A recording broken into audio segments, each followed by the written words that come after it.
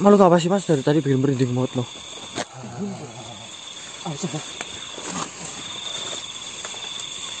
Dingin kawan-kawan, dingin. Penasaran Pak ya? Panas. Tumben banget ini ada makhluk membuat perwujudannya itu merinding, padahal tidak serem. Tidak serem. Ya Allah.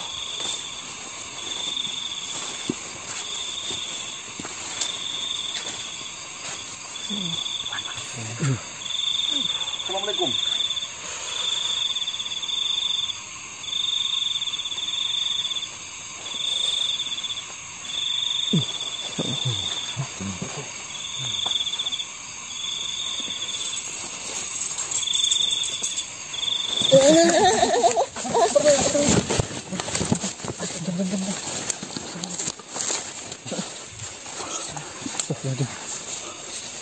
Mas gimana Mas?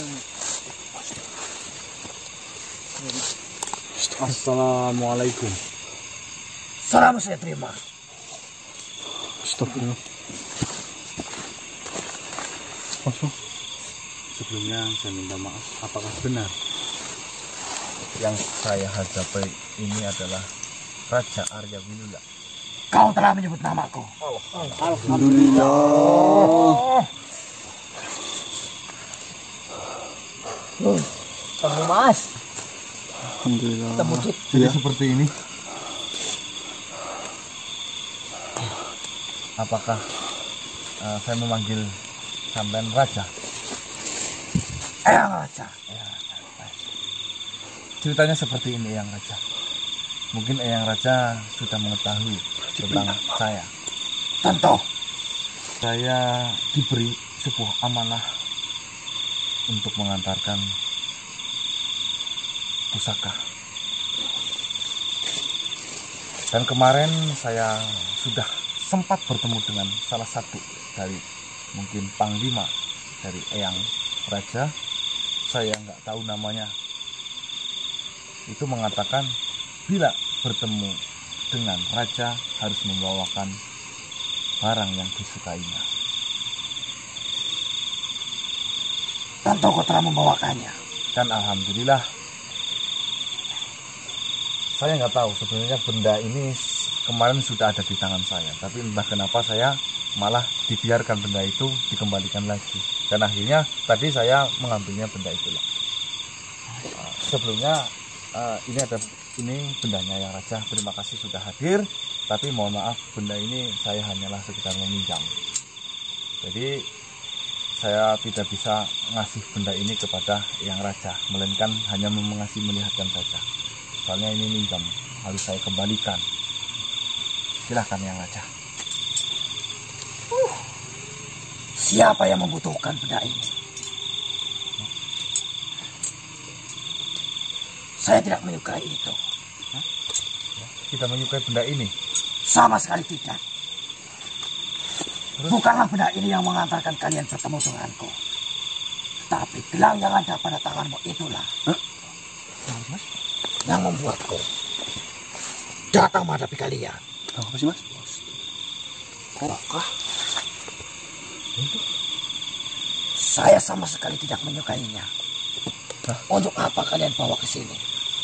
Ya, saya tidak tahu Yang Raja. Yang saya tahu, Raja itu bisa menemui kita ketika kita membawakan benda yang disukainya. Saya kira ini adalah gelang Raja, ada sangkut pautnya dengan sebuah raja. Nah, terus kalau Yang Raja suka dengan gelang ini, ada apa dengan gelang ini sebenarnya Yang Raja? Saya mengenali gelang itu. Saya pernah melihat gelang itu dikenakan oleh seorang raja yang pernah saya temui. Beliau adalah sosok yang kuat, sosok yang ikhlas, tulus, dan murni. Dan sifat itulah yang saya sukai. Lantas kenapa gelang itu sekarang ada di tanganmu? Saya tidak tahu ya. Ini gelang sudah turun-temurun dari bapak saya. Jadi saya tinggal pakai saja. Saya dikasih sama orang tua. Jadi saya nggak tahu gelang ini berasal dari mana, hanya itu saya kurang tahu Yang Raja. Yang saya tahu, saya pakai. Saya memakai ini sudah sampai sekitaran 10 tahunan. Tapi ini gelang sudah saya sering ganti tali. Jadi tapi untuk yang lain tidak saya kurangi, tidak saya tambah. Jadi masih utuh yang aja. Jumlah manik di dalam gelang itu adalah 37. Apakah itu benar-benar masih utuh? Bentar, saya hitung dulu. Biarpun saya sering mengganti, tapi saya nggak menghitung. Ganti talinya loh. Gitu mas. Tidak.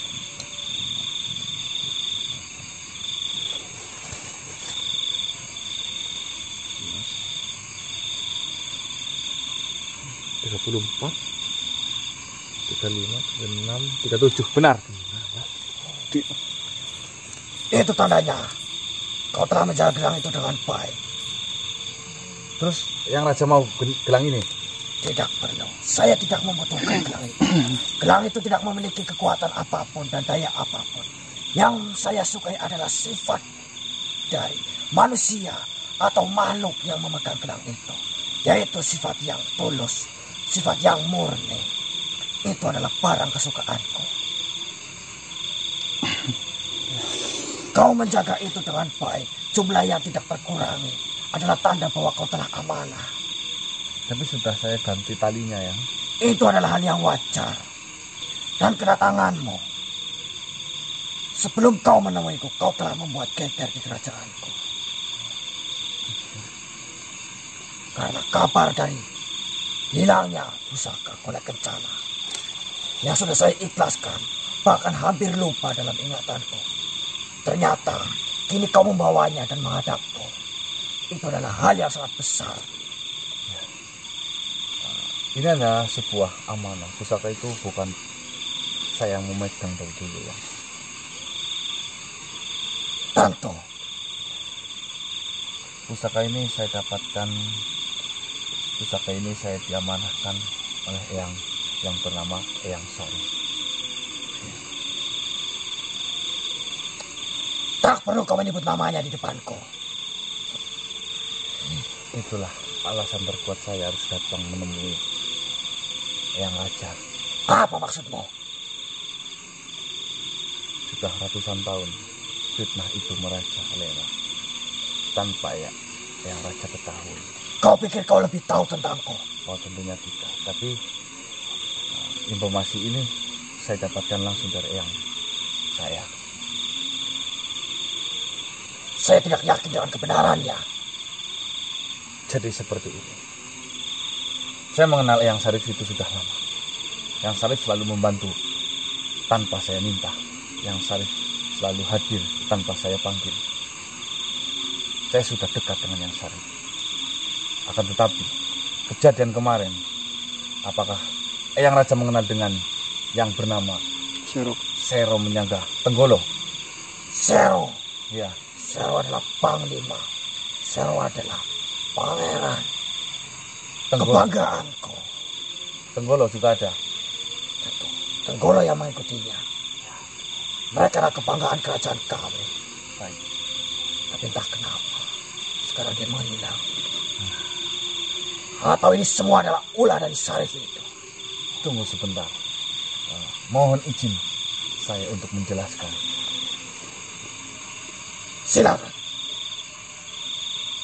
Cerita ini bukan saya ngarang, bukan saya nambah-nambahin, bukan saya ngurang-ngurangin. Cerita ini langsung dari Eyang Prabu. Apa itu? Dahulu kala memang benar Eyang Sarif dan Tenggolo dan Menyangga itu adalah murid dari Eyang Raja itu. Ya. Ketika itu di kerajaan akan menghadapi sebuah peperangan dan Eyang Raja sepakat untuk membuat sebuah pusaka. Pusaka itu belum sempurna, pusaka itu telah hilang. Dan di kerajaan itu geger, sang pencurinya adalah Eyang Sarif.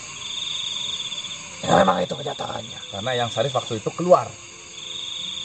Yang ada di situ hanyalah Tenggolo dan Sero Menyangga. Dan akhirnya Eyang Sarif itu difitnah, Sarif lah yang mau mengambil pusaka itu. Hingga sampai Eyang Sarif diusir dari sebuah kerajaan. Asal Eyang Raja tahu yang mengambil pusaka itu adalah Tenggolo dan menyangka dia mengambil pusaka itu dengan berambisi mempunyai kedudukan yang tinggi menjadi sebuah raja lagi. Maka dari itu, setelah Eyang Sarif keluar dari kerajaan diusir, Tenggolo dan menyangka juga keluar tanpa alasan, bukan? Itu yang terjadi. Dan akhirnya karena kekecewaan dan dendam yang sangat tinggi, Eyang Sarif menghadang keluarnya Sero dan Tenggolo. Di situ ada peperangan yang hebat dan akhirnya Eyang Sarif bisa membawa satu dari sepasang golek kencana yang Eyang Raja buat. Apa yang Sero lakukan? Apa yang Sero gunakan dari pusaka golek kencana itu? Kemarin saya sudah bertemu dengan Sero dan Tenggolo. Sero itu akan mendirikan sebuah kerajaan. Sero ini mengaku sebagai Tuhan dan Tenggolo itu sebagai nabinya. nabinya. Sedalam itukah yang mereka lakukan? Benar sekali. Betul, Raja. Eyang Macan itu hanyalah sebuah difitnah. Eyang Macan itu difitnah mengambil, padahal Eyang Macan bukan pelakunya yang sejati. Betul. Tapi Eyang Macan itu tidak bisa menjelaskan sedikit pun kepada Yang Raja karena sudah diusir dari kerajaan itu. Ini informasi saya tidak tambahin, tidak saya kurangin.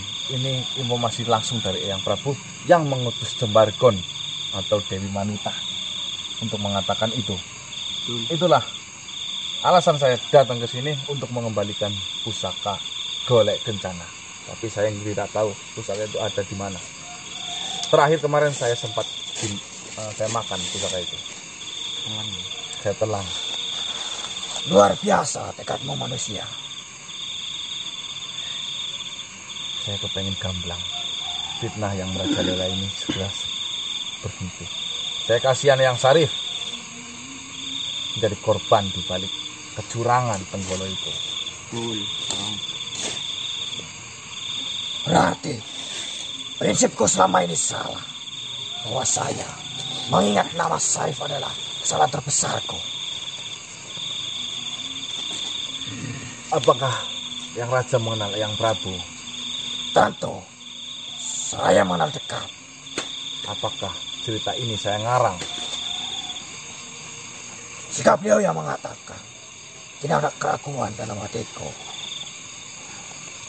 Itulah realita yang terjadi. Maka dari itu, tolonglah terima pusaka ini karena Eyang satu-satunya yang mempunyai resminya. Itu yang pertama. Yang kedua, tolong maafkan Eyang saya, Eyang Sarif. Apakah kau bisa mengantarkanku untuk bertemu dengan Sarif? Yang Sarif selalu dengan saya biasanya.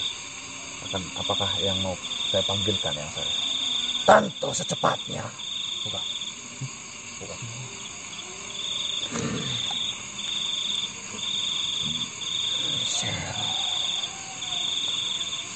Yang kau bawa adalah satu di antara sepasang itu. Iya benar. Karena ada benarnya. Yang Sarif. Yang mulia. Sarif, apakah benar yang dikatakan oleh cucumu ini? Iya yang mulia.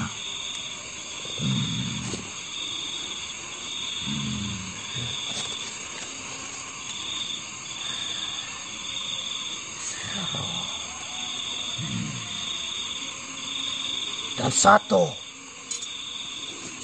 selain dari golek kencana yang kau pegang itu ada di mana?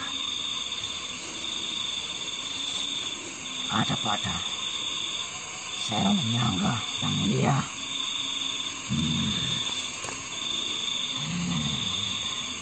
Memang benar kata dari Prabu itu. Bahwasanya pusaka ini tidak akan pernah direlakan jikalau seseorang makhluk telah menyentuhnya dan kau telah merelakan pusaka itu kepada cucumu. Itu tandanya ada keikhlasan dalam hatimu, ada ketulusan dalam hatimu. Tetapi saya belum sepenuhnya percaya kepadamu, Sarif. Jikalau memang benar itulah kenyataannya, seharusnya kau bisa menunjukkan sepasang, tidak hanya satu dari pusaka kulit kencana itu. Kalau memang Yang Mulia mengizinkan, akan kuperjuangkan untuk mengembalikan pusaka kulit kencana kepada Yang Mulia, milik kulit kencana yang sebenarnya.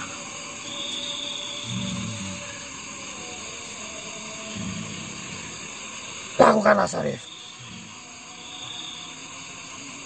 Karena semakin cepat kulit kencana kembali ke tanganku, itu akan semakin lebih baik. Tapi sebelumnya, dengan kekuatan saya yang seperti ini, saya meminta waktu. Saya memaklumi itu, Syarif. Akan saya tunggu kedatanganmu. Dan akan saya tunggu berita bahagiamu. Dan akan saya tunggu kemenanganmu. Baiklah, Yang Mulia, akan kuperjuangkan. Terima kasih manusia. Kau telah menjalankan amanahmu dengan baik. Dan saya hanya akan percaya padamu, Syarif, jikalau kau bisa menemukan keduanya. Baik, Yang Mulia. Wisnam. Cukup manusia, saya pamit.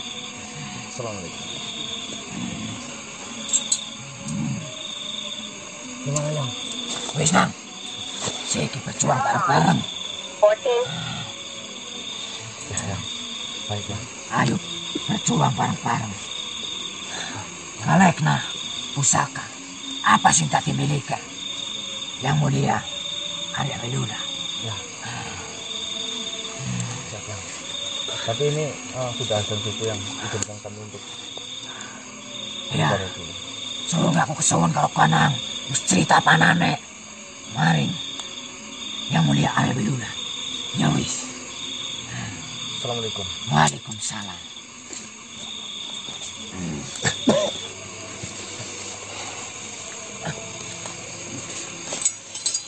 Oke teman-teman, jadi Yang Raja alhamdulillah mengerti dengan apa yang saya ceritakan tadi. Tapi Yang Raja mengatakan pengennya itu dengan cara satu pasang kembalinya ya. Jadi ada dua, laki-laki dan perempuan pusaka itu. Yang Syarif ditujukan untuk mengembalikan pusaka itu. Dan teman-teman, ini di bukit ya, jadi ngawang sekali suara azan, kita harus buru-buru pulang dan mengembalikan pusaka ini karena ini kita pinjam. Saya akhiri, wabillahi taufiq wal hidayah. Assalamualaikum warahmatullahi wabarakatuh.